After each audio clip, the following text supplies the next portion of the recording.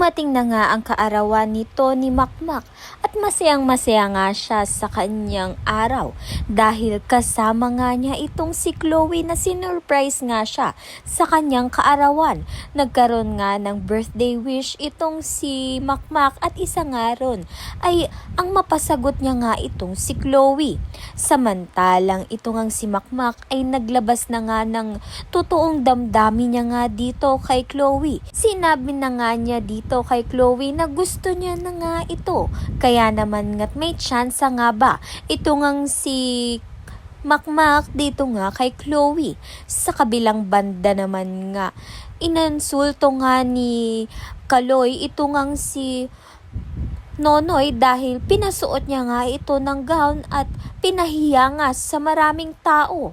Kaya naman nga't hindi na nga raw siya karapat dapat natanggapin na ama nga nito ni Makmak.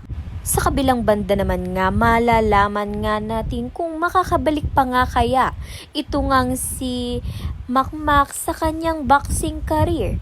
Kaya naman nga't yan at iba pa ang dapat nating pakaabangan. Maraming salamat sa iyong panonood.